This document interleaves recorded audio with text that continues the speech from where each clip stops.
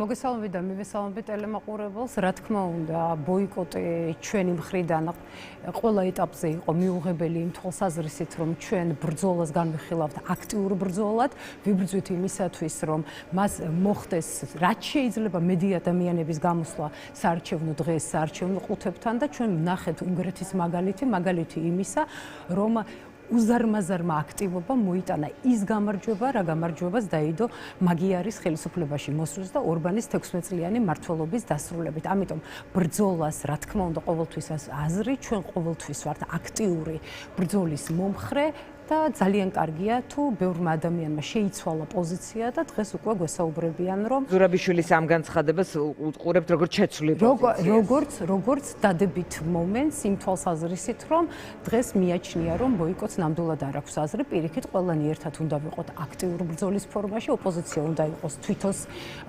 ფორმაში, იმ თვალსაზრისით, რომ ჩვენ ვიცით, რა თქმა უნდა, რომ უამრავი წინაღობა იქნება ამ ქვეყნად იმისათვის, რომ ქართული ოცნება ყველანაირად შეეცდება ხელისუფლების შენარჩუნებას, მაგრამ რა თქმა უნდა, ოპოზიციის ვალი არის პირველ რიგში მოახდინოს მაქსიმალური მობილიზაცია და იყოს აქტიურ ფორმაში და აქტიური ფორმა, რა თქმა უნდა, არის მოსახლეობასთან მუდმივი კომუნიკაცია და ამის შემდეგ ამომრჩეველთა ჯარი საარჩევნო ყუთებთან ისე რომ მათ ვერ მოახერხონ გაყალბების აი ეს მაქინაცია. საინტერესო ასევე დანელიას ქუჩის თემაზე მინდა რომ რამდენიმე საკითხი მაქვს თქვენთან და მოვასწრო თქვენი მიზეზით ცოტა მოკლე ეთერი გამოგვივა ამასაც ვიტყვი.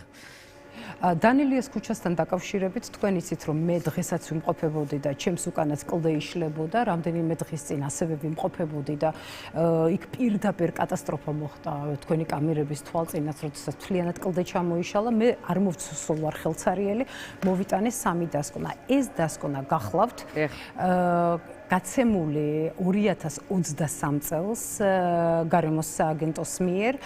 ეს ორი დანარჩენი დასკვნა ვიზუალური საინჟინრო გეოლოგიური და საინჟინრო ექსპერტიზის გახლავთ ბოლო 1 კვირის განმავლობაში გაცემული. 3-ვე მათგანი მოგვაწოდა ჩვენ მოსახლეობამ და რა თქმა უნდა მოსახლეობამდე აგვიხსნა ის ფაქტი, რომ წლების განმავლობაში ბევრი ადამიანი ცდილობდა მიიღო სამშენებლო ნებართვა დანელიის ქუჩაზე, მაგრამ რატომღაც ბოლო პერიოდში აღმოჩნდა კონკრეტული კომპანია, რომელმაც მოიპოვა ეს უფლება, დაიწყეს კლდის ჭრა და ამ კლდის ჭრის შედეგად ნახეთ, რომ ბეწვზე გადარჩა ადამიანი, რომელიც იმყოფებოდა ამ სამუშაო ექსკალატორში.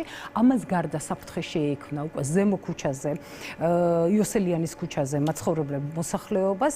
სახლები არის და ადამიანები ევაკუირებულები არიან, ევაკუირებულების სიტყვით, რადგანაც უთხრეს, რომ დატოვეთ სახლი, მეტი ამის იქით არაფერი არ შეუთავაზებია და დღესაც რომ ვიკითხეთ, გითხრეს, რომ წასასვლელი არ გვაქვს. პირველ სახლში არის 8 ბავშვი, მეორე სახლში 4 ბავშვი, მესამე სახლშიც მოხუცები, ადამიანები, რომლებსაც გარდა იმისა, რომ მათ სიცოცხლეს და ჯანმრთელობას საფრთხე ექმნება, მათი საკუთრების უფლებაც არის დარღვეული, რადგანაც მათი ქონება აბსოლუტურად დღეს უკვე ღირებულება ნულს უტოლდება, დგას კლდეზე, კლდე იშლება და ამის იქით ხდება აი ეს გაუგებრობა და ის დანაშაულებრივი მაქინაციები, რისი სათავეს გახლავთ ქალაქ თბილისის მერია. რანაირად გასცეს აი ასეთი დასკვნების საფუძველზე ეს გადაწყვეტილება, გვეუბნებიან, რომ ქვათაცვენითი და კლდევაზიური პროცესების ჩამოყალიბების გააქტიურების საშიშროების მაღალი რისკი. 2023 წელს უთხრეს, რომ ასევე მაღალი რისკია, სადაც მოსალოდნელია გრავიტაციული პროცესების მეწყერი ქვათაცვენა ჩასახვა გააქტიურება. ამის შემდეგ, რომ გასცეს ბრძანება და ნებართვა მშენებლობის დაწყების, ეს რას ნიშნავს? პირველი, მოვითხოვთ რას? მოსახლეობაც, ვინც გვისმენს, ახლა საქმის კურსში რო იყოს. მათ ახლა მერიამ შეაჩერა დროებით პროცესი. შეჩერება არ არის გამოსავალი. აშენდება თუ არა მრავალსართულიანი, 13 სართულიანი კომპლექსი გაგვცენ პასუხი, მეორე გაგვცენ პასუხი იმაზე, პროკურატურამ დაიწყო თუ არა გამოძიება, თუ დაიწყო რა ღონისძიებები განახორციელა და თუ არ დაიწყო, რატომ არ დაიწყო და მესამე, რას უშვებიან მოსახლეობას, რა პასუხს აძლევენ ამ ბავშვებს მოსახლეობას და ამავდროულად შეგახსენებთ, რომ რამდენიმე თვის წინ ჩამოხსნა თვითონ მოსახლეობამ ბანერი, სადაც ეწერა დასახელება კომპანიის და ამავდროულად კლდე საშიშია, არ მოჭრათ, მაინც მოჭრეს ეს კლდე.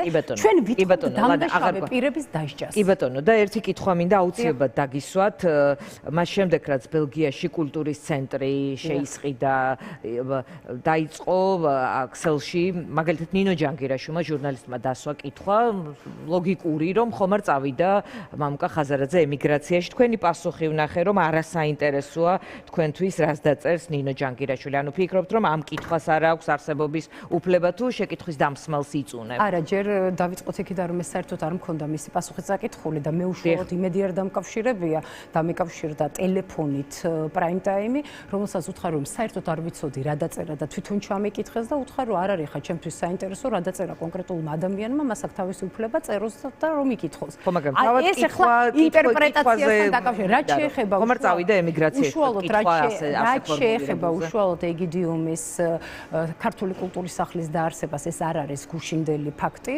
2 წლის განმავლობაში, მაშინ როდესაც კანდიდატის სტატუსი მიიღო ქვეყანამ მამუკა ხაზარაძეს და მისი